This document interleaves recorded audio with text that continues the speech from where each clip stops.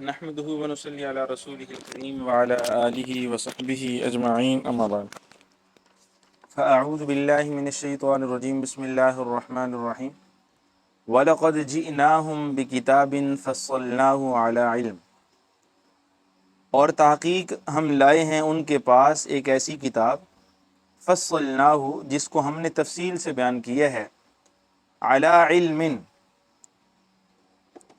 علم کے ساتھ، ہدن اور وہ ہدایت کا ذریعہ ہے، ورحمتن اور رحمت ہے، لقوم یؤمنون ایسی قوم کے لیے جو اس پر ایمان رکھنے والی ہے۔ هل ينظرون الا تاویلا، فرمایا کہ یہ منکرین انتظار نہیں کرتے مگر اس بات کا کہ مصداق ظاہر ہو جائے۔ یوم یاتی تاویلہ، جس دن اس کا مصداق ظاہر ہو جائے گا، یقول الذین، تو وہ لوگ کہیں گے، نسوہ من قبل، جنہوں نے اس کو بھلا دیا تھا یا فراموش کر دیا تھا اس سے پہلے، قد جاءت رسل ربنا بالحق، کہ تحقیق ہمارے پاس سچے رسول آتے رہے پروردگار کی طرف سے۔ فہل لنا من شفعاء، کیا اب کوئی ہماری سفارش کرنے والے ہیں، فیشفعوا لنا، جو ہماری سفارش کر دیں، او نرد، یا ہمیں لوٹا کر دے دیں، یعنی ہمیں لوٹا دیا جائے، کہاں پر؟ دنیا میں، او نرد، یا ہمیں پلٹا دیا جائے، واپس بھیج دیا جائے، فنعمل، پس ہم عمل کریں، غیر الذی کننا نعمل، وہ اعمال جو ہم نے پہلے نہیں کیے، قد خسروا انفسہم، بے شک ان لوگوں نے اپنی جانوں کو نقصان اور خسارے میں رکھا، وضل عنہم، اور ان سے وہ گم ہو جائیں گے، بھٹک جائیں گے، عنہم ما کانوا یفترون، وہ باتیں جن کے بارے میں یہ افترا کیا کرتے تھے، جھوٹ باندھا کرتے تھے۔ معزز سامعین، ان آیات طیبات میں اللہ تعالیٰ نے کتاب مفصل کا تذکرہ فرمایا ہے۔ اللہ تعالیٰ نے اتمام حجت کے طور پہ یہ بات ارشاد فرما دی کہ ہم ایک ایسی کتاب لائے ہیں جس کے اندر تفصیل بیان کی گئی ہے، ایسی تفصیل کہ جس کے اندر عقائد حقہ بھی بیان کیے گئے ہیں اور افکار باطلہ کی تردید بھی ہے، اور یہ ایسی تفصیلات ہیں کہ جس میں احکام الہیہ کے تمام بنیادی اصولوں کو اللہ تعالیٰ نے بیان فرما دیا ہے، ضابطے بیان فرما دیے ہیں۔ اور تفصیل کی صورت ایک یہ بھی ہے کہ بسا اوقات اس کتاب کے اندر کوئی ایک ایسی چیز بیان کی جاتی ہے کہ جو ایک جگہ پر اجمالاً اس کا تذکرہ ہوتا ہے، یعنی مختصر طور پہ اس کا تذکرہ ہوتا ہے، لیکن دوسری ہی جگہ پہ اسی چیز کی وضاحت آ رہی ہوتی ہے۔ اب قرآن حکیم کے اندر بہت سے ایسی مثال کے طور پہ واقعات ہیں۔ حضرت موسیٰ علیہ السلام کا واقعہ وہ پورے قرآن کریم میں بکھرا ہوا ہے، کہیں پہ انتہائی مختصر انداز میں ہے اور کہیں پہ طوالت اور بڑی تفصیلات کی صورت میں ہے۔ اسی طرح معزز سامعین، مسائل بھی اس قرآن حکیم میں بیان کیے گئے ہیں، اور اللہ تعالیٰ نے دلائل بھی اسی قرآن پاک میں ذکر کیے ہیں، اور اسی قرآن پاک میں نظیریں بھی ہیں، مثالیں بھی ہیں۔ اب لمبی صورتوں کے اندر جو واقعات ہیں وہ مفصل طور پہ ہیں، اور مختصر صورتوں میں جو واقعات ہیں وہ مختصر انداز میں ہیں۔ یہ بھی ایک قرآن پاک کا جو ہے وہ طریق رہا ہے۔ اور تفصیل کا دوسرا ذریعہ یہ ہے کہ اللہ تعالیٰ نے اس قرآن پاک کی وضاحت اور تفصیل اور تفسیر رسول اللہ صلی اللہ علیہ وسلم کی ذمہ لگا دی، جیسا کہ قرآن حکیم میں ہی ایک جگہ سورہ نحل کے اندر اللہ تعالیٰ فرماتے ہیں، لِتُبَيِّنَ لِلنَّاسِ مَا نُزِّلَ إِلَيْهِمْ، کہ جو چیز ہم آپ کی طرف وحی کر رہے ہیں نا، جو ہم آپ کی طرف نازل کر رہے ہیں، آپ لوگوں کے لیے اس کو کھول کر بیان کر دیں، یعنی آپ اس کی وضاحت کر دیں، اس کی تفصیل بیان کر دیں، تفسیر کھول دیں، تاکہ لوگوں کو سمجھنے میں کوئی دشواری نہ ہو۔ اب قرآن پاک کا جو اصول ہے، جو اسلوب ہے، وہ بڑا جامع معنی قسم کا اسلوب ہے۔ قرآن پاک کی آیات وہ بڑی جامع طرح کی آیتیں ہیں، بہت سی ایسی آیتیں کہ صحابہ کرام رضی اللہ تعالیٰ عنہم اجمعین یہ کہ حضور کی صحبت میں تھے، یہ کہ عربی بخوب جاننے والے تھے، لیکن آیات کی تفسیر سمجھنے میں ان سے خطا ہو گئی، غلطی ہو گئی۔ اب دوسرے پارے میں اللہ تعالیٰ نے جہاں پر سحری کے احکام بیان کیے ہیں، سحری کا وقت بیان کیا ہے، تو وہاں پہ اللہ تعالیٰ نے کیا فرمایا کہ خیط الاسود من الابیض، کہ جب تک سیاہ دھاگا وہ سفید دھاگے سے ممتاز نہ ہو جائے، جدا نہ ہو جائے، تب تک سحری کا وقت ختم نہیں ہوگا۔ اب حضرت علی رضی اللہ تعالیٰ عنہ انہوں نے کیا کیا کہ سفید اور سیاہ دھاگے اپنے سرہانے کے نیچے، تکیے کے نیچے رکھ کے سو گئے، اور صبح ان دھاگوں کے دیکھتے رہے کہ جب یہ رنگ تبدیل کریں گے تو سحری کا وقت ختم ہو جائے گا۔ اب رنگ دھاگوں نے کیا تبدیل کرنا تھا، وہ تو ویسے کے ویسے رہے۔ اب وہ اٹھا کے رسول اللہ صلی اللہ علیہ وسلم کے پاس تشریف لے، یا رسول اللہ، قرآن نے کہا تھا کہ جب تک دھاگے رنگ نہ بدل دیں تب تک جو ہے وہ سحری کا وقت باقی رہے گا، تو انہوں نے ابھی تک رنگ نہیں بدلا۔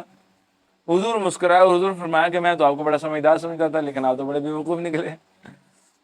تو حضور صلی اللہ علیہ وسلم فرمایا کہ یہاں اس سے مراد ان دھاگوں کی رنگت تبدیل جو ہے وہ کرنے کا ذکر نہیں ہے، بلکہ دھاگوں سے مراد افق ہے، یعنی جب افق کی سیاہی سفیدی میں بدل جائے گی تو سحری کا وقت ختم ہو جائے گا۔ تو تب اللہ تعالیٰ نے پھر من الفجر کا لفظ ساتھ ذکر کیا، یعنی جب فجر کا دھاگا جو سیاہ ہے وہ جب سفید ہو جائے تو پھر سحری کا وقت ختم ہو جائے۔ اب دیکھیں، یہ ایک حکم تھا قرآن پاک کا تھا، لیکن اس کی وضاحت کس نے کی؟ رسول اللہ صلی اللہ علیہ وسلم نے فرمائی۔ اسی طرح بہت سی دیکھیں، نمازوں کا حکم ہے قرآن پاک کے اندر، ہے یا نہیں ہے؟ نا جی، فجر کا، ظہر، عصر، مغرب، عشاء کا، لیکن قرآن پاک کے اندر کہیں بھی رکعتوں کا ذکر نہیں ہے کہ فرض کیا ہے، واجب کتنی ہیں، کتنی رکعتیں پڑھنی ہیں، کتنی ضروری ہیں، کتنی چھوڑ اس کی کوئی وضاحت نہیں۔ اسی طرح روزے کا حکم تو ہے روزے کا کہ روزہ رکھو، لیکن روزہ کن چیزوں سے ٹوٹ جاتا ہے، کن چیزوں سے باقی رہتا ہے، کن چیزوں سے روزہ مکروہ ہو جاتا ہے، اب اس طرح کی کوئی چیز جو ہے وہ قرآن پاک میں نہیں ہے۔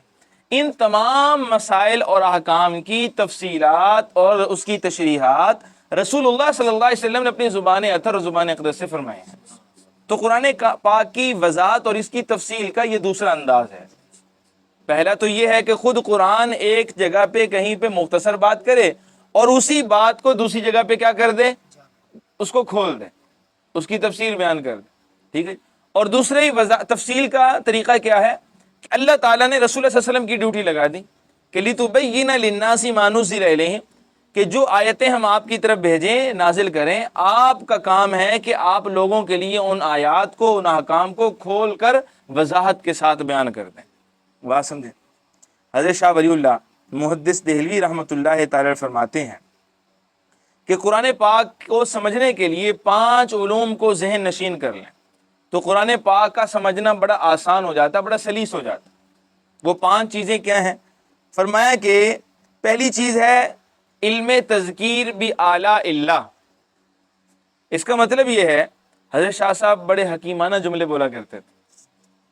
حضرت شاہ صاحب کی جو حکمت ہے، اس کا جو ان کا جو فلسفہ ہے، وہ زبان زد عام ہے، اور دنیا نے ان کے فلسفے کو مانا ہے، اور حکمت کے ایسے موتی اور جوہر اللہ تعالیٰ نے ان کے قلم سے اور ان کی زبان سے جو ہے وہ جاری فرمائے ہیں کہ انسان کی عقل ششد رہ جاتی ہے۔ انسان حیران ہو جاتا ہے کہ ایک انسان جو ہے وہ مطلب غیر نبی ہو کے وہ ایسی حکیمانہ جملے بول سکتا ہے۔ اب ذرا دیکھیے انہی 5 جملوں کو ذرا سن لینا۔ فرمایا کہ 5 طرح کے علوم ہیں، اگر ان کو سمجھ لیا جائے تو قرآن کا سمجھنا بڑا آسان ہو جائے۔ پہلی چیز کیا ہے؟ پہلا علم کیا ہے؟ علم تذکیر بآلاء اللہ۔ یہ حضرت کی حکیمانہ انداز میں ایک اصطلاح ہے، حضرت شاہ صاحب کی اصطلاح ہے۔ اور حضرت شاہ صاحب رحمۃ اللہ تعالیٰ یہ ایسی شخصیت ہیں کہ بر صغیر کے اندر، میں پاکستان کی بات نہیں کر رہا، صرف ہندوستان کی بات نہیں کر رہا، بلکہ بر صغیر کی بات کر رہا ہوں۔ بر صغیر کے اندر ایسا ممکن نہیں ہے کہ کسی کی حدیث کی سند میں حضرت شاہ صاحب کا نام نہ آئے۔ اللہ تعالیٰ نے ایسا جو ہے وہ حدیث کا کام ان سے لیا، تفسیر کا تو لیا ہی لیا ہے، حکیمانہ طور پہ، فقہ کے اندر، علم کلام میں، بلاغت میں، اپنے جو ہے وہ اصول تفسیر ہیں، اصول حدیث حضرت شاہ صاحب کے مسلم ہیں۔ لیکن حدیث کے اندر میں نے عرض کیا، وہ لوگ جنہوں نے بر صغیر میں علم حاصل کیا ہے، ان کا واسطہ حدیث کی سند کا ایک وقت آتا ہے کہ حضرت شاہ صاحب پہ جمع ہو جاتا ہے، چاہے وہ کوئی غیر مقلد ہو، اہل حدیث ہو، چاہے وہ دیوبندی ہو، چاہے بریلوی ہو۔ حضرت شاہ صاحب یہ تمام مکاتب فکر کے ہاں مسلم ہیں، اور یہ دیوبندیت اور بریلویت کے جنم لینے سے پہلے کا دور ہے ان کا۔ حضرت شاہ صاحب اس سے پہلے کے ہیں۔ یہ جو بریلویت ہے دیوبند، انہوں نے بعد میں جنم لیا ہے، بات نہیں سمجھے ہیں۔ تو یہاں پہ ایک بات مزید میں کہہ کے آگے بڑھتا ہوں کہ جب یہ ہمیں علم ہو چکا ہے کہ ان کا جنم بعد میں ہے، تو پھر ان کی جو ہے وہ اہمیت یا اس کا احساس وہ بھی ہمیں ہونا چاہیے کہ بھائی ان کی جو حقیقی ویلیو ہے، حقیقی حیثیت ہے، وہ کیا ہے ان مسالک کے۔ یعنی جب پیچھے کے سارے بزرگ ہمارے ایک ہیں، علم جو ہے وہ ایک ہی چلتا آ رہا ہے، تو پھر کیا ہوا کہ ایک ہی دفعہ اتنا انتشار پڑ گیا کہ پورے بر صغیر کے اندر ہم نے ہلچل مچا دی، اور بھائی یہ دیوبندی ہے، یہ بریلوی ہے، یہ اہل حدیث ہے، یہ فلاں ہے فلاں ہے۔ بات سمجھے منفعت ایک ہے اس قوم کی، نقصان بھی ہے ایک ہی، سب کا نبی، دین بھی، ایمان بھی ہے، حرم پاک بھی، اللہ بھی، قرآن بھی ہے۔ کچھ بڑی بات تھی جو ہوتے مسلمان بھی ہے، کہیں نفرت، کہیں فرقہ بندی ہے، کہیں ذاتیں ہیں، کیا جہاں میں پنپنے کی یہی باتیں ہیں؟ اس لیے ان چیزوں کو جو ہے وہ ہم اس نظر سے دیکھیں، ذرا جو ہے وہ آپ 100 سال پیچھے جا کے پھر ان چیزوں کو دیکھیں۔ یہاں ہمارے برصغیر میں ایسا کوئی انتشار نظر نہیں آتا، ایسی کوئی چیزیں نظر نہیں آتی۔ تو اس لیے ان مسالے کے تعصب اور اس کے جو ہے وہ تشدد سے اپنے آپ کو نکالیے، کم از کم اپنی ذات کو تو بچائیے۔ حقیقی جو علم ہے، دیکھیں رسول اللہ صلی اللہ علیہ وسلم بھی، جیسے یہ اقبال کا شعر ہے جو میں نے آپ کے سامنے پڑھا ہے، علامہ اقبال کا شعر ہے، فرماتے ہیں کہ نبی بھی ایک ہے، قرآن بھی ایک ہے، دین بھی ایک ہے، حرم پاک بھی ایک ہے، قبلہ بھی ایک ہے، کعبہ بھی ایک ہے، مسجد بھی وہی ہے، نصاب تعلیم بھی وہی ہے، حدیثیں بھی وہی ہیں، اور پھر بڑھ کے اس سے آگے کہ چاروں ائمہ میں سے امام بھی ہے کہ امام اعظم حنیفہ رحمۃ اللہ تعالی، فقہ بھی ان کی سارے سب کے ہاں مروج ہے، اسی کی تقلید کرتے ہیں۔ پھر حضرت شاہ ولی اللہ محدث دہلوی تک سب اکٹھے ہیں، بلکہ ان کے آگے حضرت شاہ عبد الحق محدث دہلوی تک بھی سب اکٹھے ہیں۔ بس اچانک یکا یک ایسا کوئی دور آیا، ایسا کوئی منحوس جو ہے وہ دور تھا، اس میں سارے کی ساری جو ہے وہ طاقتیں بکھر گئیں۔ کتنا جو ہے وہ جتنا بھی افسوس کر لیا جائے اس زمانے پہ بھی کم ہے، لیکن اگر ہم نے آج اپنے آپ کو نہیں سدھارا اور ان تعصبات سے ہم اگر اپنے آپ کو بچا نہ سکے، تو پھر اس زمانے پر بھی جتنا افسوس کیا جائے وہ کم ہوگا۔ بات سمجھے؟ تو خیر، اب میں نے عرض کیا حضرت شاہ صاحب کی حکمت میں جو ہے وہ فرماتے ہیں 5 علم ایسے ہیں کہ اگر ان کو سمجھ لیا جائے تو قرآن پاک کا سمجھنا کیا ہو جائے گا۔ تو پہلی چیز فرمایا علم تذکیر بی اعلیٰ اللہ، یعنی اللہ تعالیٰ نے جو نعمتیں انسان پر جو ہے وہ طاری کی ہوئی ہیں، بارش کے قطروں سے زیادہ، صحراؤں کے ذرات سے زیادہ، درختوں کے پتوں سے زیادہ، پانیوں کے قطروں سے زیادہ، شبنم کے قطروں سے زیادہ اللہ نے جو نعمتیں انسان پہ جاری کی ہوئی ہیں، ان نعمتوں کو انسان جو ہے ان کا تذکرہ کرے، ان کو یاد کرے۔ اللہ تعالیٰ نے ان نعمتوں کو قرآن پاک میں ذکر کیا ہے۔ آپ پڑھتے نہیں فَبِأَيِّ آلَاءِ رَبِّكُمَا تُكَذِّبَانِ کا کیا معنی ہے؟ آپ دیکھتے نہیں کہ اللہ تعالیٰ کہیں پہ فرمائے وَآیَةٌ لَهُمُ الْأَرْضُ الْمَيْتَةُ، کہیں پہ فرمائے وَآیَةٌ لَهُمُ اللَّيْلُ، کہیں فرمائے وَآیَةٌ لَهُمْ أَنَّا حَمَلْنَا ذُرِّيَّتَهُمْ فِي الْفُلْكِ الْمَشْحُونِ، کہیں پہ کہا جا رہا ہے کہ أَنَّا صَبَبْنَا الْمَاءَ صَبًّا ثُمَّ شَقَقْنَا الْأَرْضَ شَقًّا فَأَنبَتْنَا فِيهَا حَبًّا وَعِنَبًا وَقَضْبًا وَزَيْتُونًا وَنَخْلًا وَحَدَائِقَ غُلْبًا وَفَاكِهَةً وَأَبًّا مَتَاعًا لَكُمْ وَلِأَنْعَامِكُمْ۔ تو یہ سارے کا سارا قرآن اس میں کیا ہے؟ وَإِن تَعُدُّوا نِعْمَةَ اللَّهِ لَا تُحْصُوهَا۔ اللہ نے نعمتوں کو بیان کیا بار بار کہ لوگوں ان نعمتوں کو ذرا غور کر لو، ان پہ ہی توجہ کر لو تو تم اپنے رب تک بڑی آسانی سے پہنچ سکتے ہو۔ تو ایک بات یہ ہے۔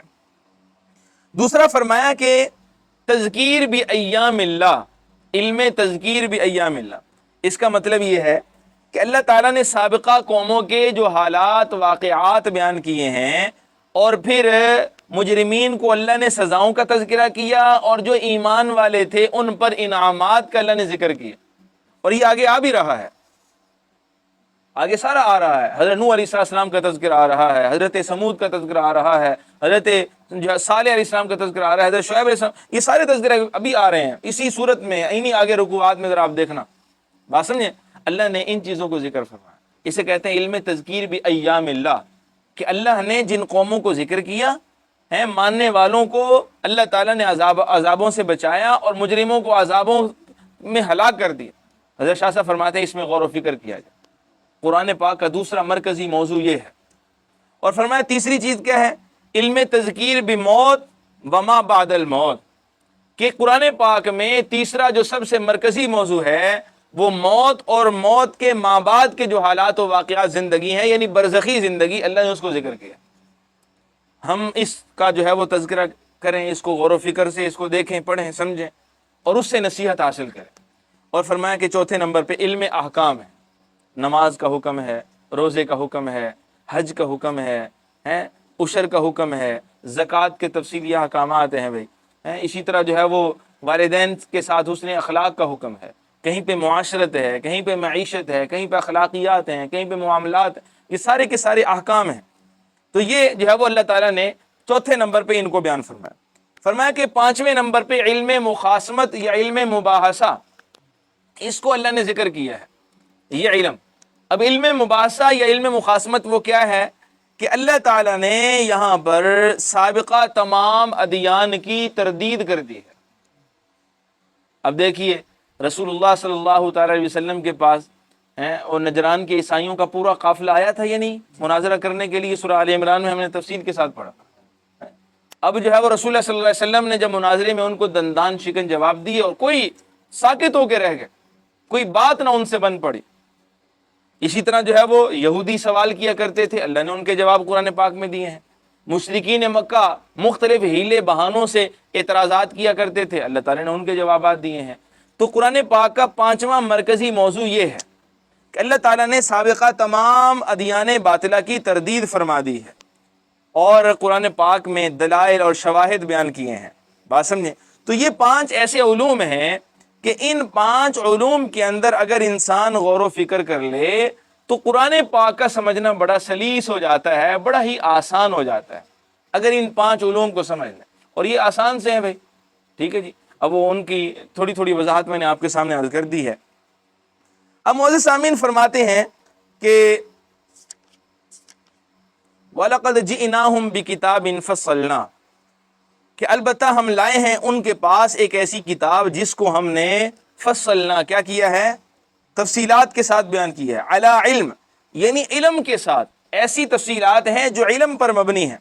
اب قرآن پاک کی تمام تفصیلات وہ علم پر ہی مبنی ہیں، کوئی بھی چیز وہ خلاف واقع نہیں ہے۔ یہی وجہ ہے کہ کہیں پہ حلت و حرمت کا بیان ہے، حلت و حرمت کے اندر حلال ہے، حرام ہے، محکم ہے، متشابہ ہے، تبشیر ہے، تنذیر ہے، قصص ہے، تمثیلات ہیں، غزوات ہیں، یہ ساری کی ساری چیزیں اللہ تعالیٰ نے قرآن پاک میں ذکر فرمائیں، ان کو بیان فرمایا۔ اسی طرح جو چیزیں انسانی جسم اور اس کے روح کے ساتھ مطابقت رکھتی ہیں انہیں حلال قرار دے دیا گیا، اور جو مطابقت نہیں رکھتی انہیں اللہ تعالیٰ نے حرام قرار دے دیا گیا۔ بات سمجھیں؟ تو اسی لیے فرمایا کہ علی علم، یہ ساری کی ساری تفسیرات علم پر مبنی ہیں۔ ہدن، یہ قرآن ہدایت کا ذریعہ ہے۔ اب ہدایت کن کے لیے؟ بھی ہر ایک کے لیے ہدایت نہیں ہے، ہدایت ان کے لیے ہے جو ہدایت کی طلب رکھیں گے، جو ہدایت کے اپنے آپ کو قابل بنائیں گے۔ ہدایت کی جستجو تو ہو نا۔ دیکھیں اب بچہ ہے نا، بچہ نو مولود دودھ پیتا بچہ، ماں تب تک اسے دودھ نہیں دیتی جب تک کہ وہ دودھ مانگتا نہیں ہے، روتا نہیں ہے۔ جب وہ تل ملاتا ہے، جب وہ آہو بکا کرتا ہے تو اس وقت ماں چومتی بھی ہے، سینے سے بھی لگاتی ہے، دودھ بھی پلاتی ہے۔ تو جب تک یہ طلب انسان اللہ کے سامنے ظاہر نہ کر دے تب تک اللہ تعالیٰ جو ہے وہ ہدایت کے فیصلے۔ دیکھیں قرآن پاک کی پہلی آیت میں اس کا فیصلہ ہے بھائی، الف لام میم ذالک الکتاب لا ریب فیہ، کہ یہ ایسی کتاب ہے جس میں کوئی شک شبہ نہیں ہے، ہدی للمتقین۔ اب یہاں پہ اللہ تعالیٰ یہ بھی تو کہہ سکتے تو ہدی للناس، پوری انسانیت کے لیے ہدایت ہے، لیکن یہاں پہ یہ نہیں کہا، بلکہ کیا فرمایا؟ متقی لوگوں کے لیے، اللہ سے ڈرنے والے، تقوی اختیار کرنے والے، دوسرے آسان لفظوں میں بھائی طلب اور تڑپ رکھنے والے، ان کے لیے ہدایت ہے۔ قرآن سب کے لیے ہدایت نہیں ہے بھائی، یہ یاد رکھیے گا۔ تو فرمایا ورحمہ، اور کیا ہے؟ رحمت ہے۔ قرآن کیا ہے؟ قرآن رحمت ہے۔ بھائی کیسے رحمت ہے؟ جاہل اور اجہل بدو قسم کے لوگ وہ صاحب علم اور صاحب دانش ہوئے یا نہیں ہوئے بھائی؟ تو وہ کس کے ذریعے سے؟ قرآن پاک کے ذریعے سے، ٹھیک ہے۔ فرمایا لقوم یؤمنون، اس قوم کے لیے جو کہ ایمان رکھنے والی۔ اب رحمت بھی سب کے لیے نہیں بلکہ ایمان والوں کے لیے رحمت ہے۔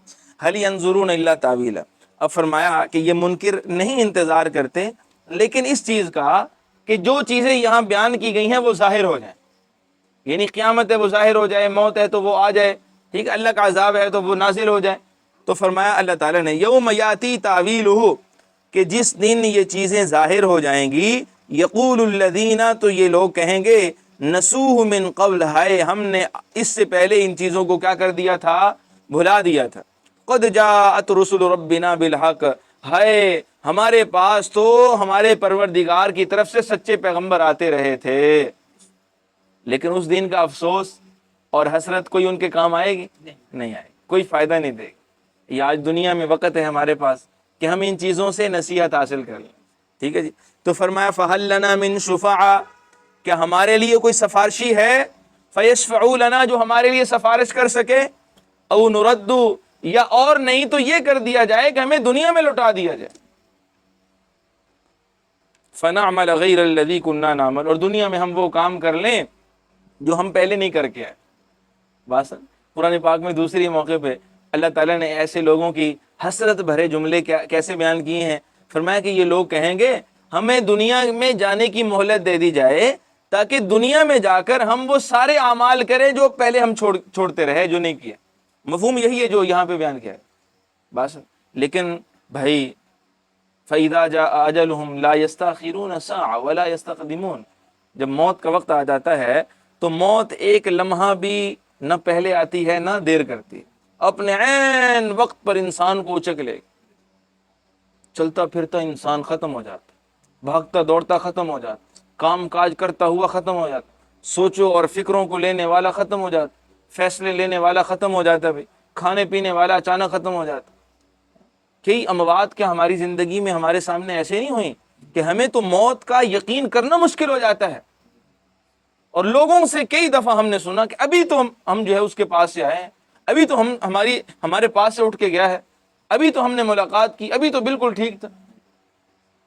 ہمارے گاؤں کے اندر جو ہے وہ ابھی پچھلے سال ایک موت ہوئی، ہمارے ایک جو ہے وہ بہت قریبی تعلق والے تھے، ان کا اچانک جو ہے وہ سیڑھی سے گرے ہیں، ہلکی سی چوٹ آئی، ہلکی سی خراش آئی، لیکن اس ہلکی سی خراش کی وجہ سے وہ جانبر نہ ہو سکے۔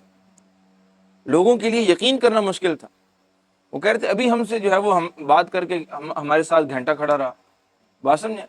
تو جب اطلاع دی گئی تو اطلاع دینے والوں کو، جن کو اطلاع دی جا رہی تھی، انہوں نے کہا کہ آپ پہلے تسلی کر لیں، کہیں آپ بھول تو نہیں رہے، کوئی اور اکرم نہ ہو، جس اکرم کا آپ ہمیں بتا رہے ہیں اس سے تو ہم ابھی اٹھ کے آ رہے ہیں۔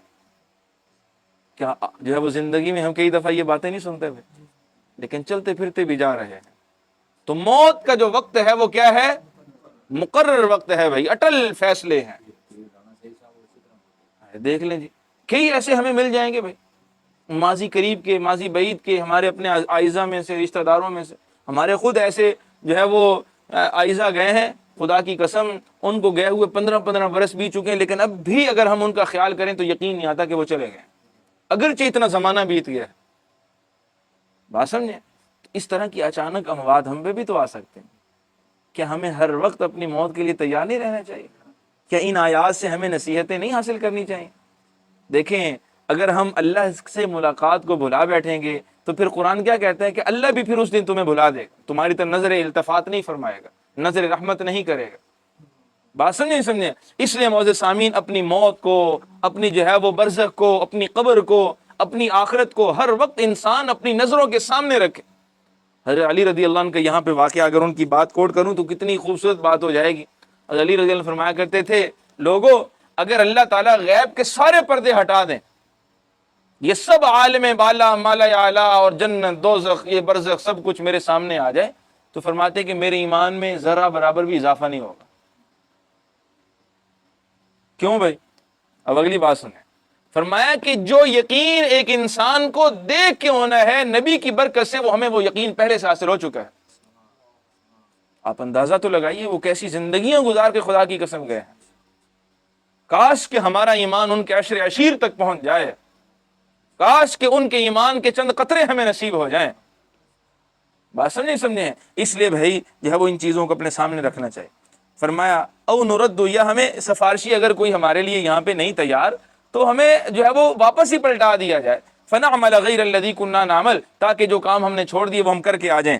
قد خسروا انفسهم، قرآن کیا کہتا ہے؟ وہ گھاٹے میں ڈال چلے گئے، انہوں نے اپنے آپ کو گھاٹے میں ڈال دیا، انہوں نے اپنے آپ کو خسارے میں ڈالا. وضل عنہم ما كانوا یفترون، اور جو وہ گمان کیا کرتے تھے، جو اللہ پر جھوٹ باندھا کرتے تھے، وضل عنہم، ان سے وہ چیزیں جو ہے وہ گم ہو جائیں گی. یعنی دنیا کے اندر تو ہم کیا کہتے ہیں بھئی ہماری فلاں بخشش کروا لے گا، فلاں بخشش کروا لے گا، فلاں کروا لے گا، لیکن قرآن یہاں پہ دیکھیں بھائی، یہ قرآن پاک کی آیت ہے، قرآن کی آیت سے بڑھ کر تو کچھ بھی نہیں. حرف آخر تو ہمارے لیے یہی ہے. اب دیکھیے کہ سورہ اعراف آیت نمبر 53 کی جو اس رکوع کی آخری آیت مبارکہ، آخری جملہ، قرآن کیا کہتا ہے کہ جن کے بارے میں انہیں زعم ہوگا، انہیں خیال ہوگا کہ وہ ہماری بخشش کروائیں گے، وہاں ایسا کوئی ان کو ملنے والا کوئی ان کو نہیں ملے گا. وَضَلَّ عَنْهُمْ مَا كَانُوا يَفْتَرُونَ، وہ سارے کے سارے وہاں پہ ان سے کھو جائیں گے، گم ہو جائیں گے. بس اس لیے معزز سامعین، انسان کو اپنا ایمان ایسا بنانا ہے، اپنے عمل ایسے بنانے ہیں کہ جب ہم اس دنیا سے جائیں تو اللہ تعالی ہم سے راضی ہوں. یا ایتھا النفس المطمئنہ، او اطمینان دی گئی جان و نفس، ارجعی الی ربک، آج اپنے رب کی طرف اس حال میں راضیۃ مرضیہ کہ وہ تجھ سے راضی اور تجھ سے راضی. فادخلی جنتی، فادخلی فی عبادی، آ جا کے اس کے نیک بندوں میں شامل ہو جا. وادخلی جنتی، آ جا کے اس کی جنتوں میں داخل ہو جا. سبحان اللہ. ایسے نعرے اگر گونج رہے ہوں. امام اعظم حنیفہ رحمۃ اللہ تعالی علیہ کے بارے میں آتا ہے کہ جب ان کا انتقال ہوا تو ان کی پیشانی پر یہ آیتیں لکھی گئی تھیں.